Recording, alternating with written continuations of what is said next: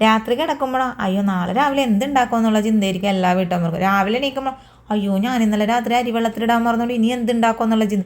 ഇതൊന്നും വേണ്ടടോ. അരി വെള്ളത്തിലിട്ട് കുതിർക്കാതെ ഉഴുന്ന്, സോഡാപ്പൊടി, ഈസ്റ്റ്, ചോറ് ഇതൊന്നും വേണ്ടാതെ തന്നെ വളരെ എളുപ്പത്തിൽ ഉണ്ടാക്കാൻ പറ്റിയ ഒരു പഞ്ഞി പോലത്തെ അപ്പം നമ്മളിപ്പോൾ തയ്യാറാക്കാൻ പോണത്. ഇതിനായിട്ട് 1.5 ഗ്ലാസ് ഗോതമ്പ് പൊടിയാണ് എടുത്തേക്കണത്. നമ്മൾ റേഷൻ കടയിൽ നിന്ന് ഇട്ടണ അട്ടപ്പൊടിയില്ലേ അതായാലും മതി കേട്ടോ.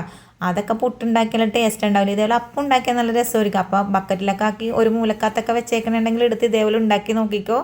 ഇനി ഇതിലേക്ക് 1/2 ഗ്ലാസ് മട്ട അവലാണ്. മട്ട അവലിന് പകരം സാധാ അവലായാലും മതി. എൻ്റെ കയ്യിൽ മട്ട അവല ഉള്ളത് കൊണ്ട് ഇട്ടെന്നേ ഉള്ളൂ. 3/4 ഗ്ലാസ് തേങ്ങയും ഒരു നുള്ളു ഉപ്പും 1 ടീസ്പൂൺ പഞ്ചസാര ഇട്ടിട്ട് നന്നായിട്ടൊന്ന് മിക്സ് ചെയ്തെടുത്തിട്ടുണ്ട്.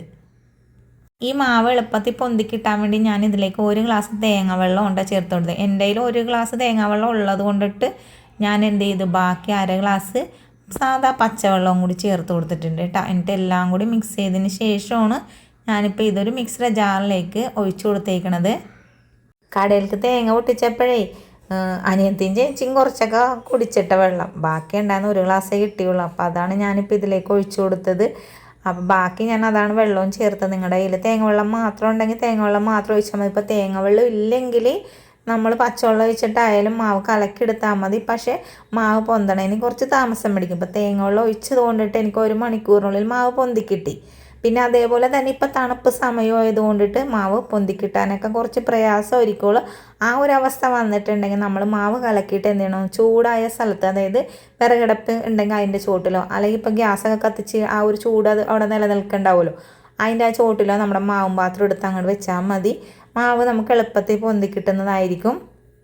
രാവിലത്തേക്കാണെങ്കിൽ അപ്പം ഉണ്ടാക്കാൻ നോക്കണമെന്നുണ്ടെങ്കിൽ ഒരു 6 മണിയാകുമ്പോഴേക്കും ഇത് കലക്കി വെച്ചാൽ മതി. ഒരു 7-7:30 ആകുമ്പോഴേക്കും നമുക്ക് മാവ് പൊന്തിക്കിട്ടും. അപ്പം നമുക്ക് പൂ പോലത്തെ പഞ്ഞപ്പം ഉണ്ടാക്കാൻ പറ്റും. ഇപ്പം വൈകുന്നേരത്തെ, അതായത് രാത്രിക്കാലത്തേക്കാണെങ്കിൽ ഒരു വൈകുന്നേരം കലക്കി വെച്ചാൽ മതി കേട്ടോ. പിന്നെ തലേ ദിവസം കലക്കി വെക്കണമെങ്കിൽ മാവിന് നേരൊരു പുളി ഉണ്ടാകും. അപ്പോൾ അതൊക്കെ നോക്കിയും കണ്ടൊക്കെ നമുക്ക് ചെയ്തെടുക്കാവുന്നതാണ്. ഞാനിപ്പോൾ ഹൈ ഫ്ലെയിമിലാണ് നമ്മുടെ പാൻ പോട്ടെ ഗ്യാസ് എത്തിച്ചിട്ടേക്കണത്. അപ്പോൾ അതേ ഒരു തവി കോരി വെച്ചിട്ടുണ്ട്. കുറച്ച് നേരം ഇങ്ങനെ തുറന്ന് വെച്ചതിന് ശേഷം വേണം മൂടി വെച്ചിട്ട് നമുക്കിത് വേവിച്ചെടുക്കാനായിട്ട്. ഞാനിപ്പോൾ തിരിച്ചൊന്നും ഇടണില്ല കേട്ടോ. നേരെ തന്നെ ഇതേ മുട്ടപ്പത്തിരി പോലെ ആണ് ചുട്ടെടുക്കണത്.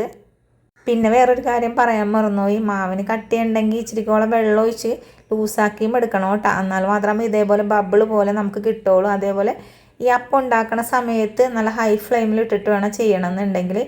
പിന്നെ അതേപോലെ തന്നെ നമ്മൾ ഒന്ന് തുറന്ന് വെച്ച് കത്തിച്ചതിന് ശേഷം മൂടി വെച്ചിട്ട് വേണം ഇത് വേവിച്ചെടുക്കാൻ. എന്നാലേ ഈ ആര് പോലത്തെ അപ്പം നമുക്ക് ഉണ്ടാക്കാൻ സാധിക്കുകയുള്ളൂ.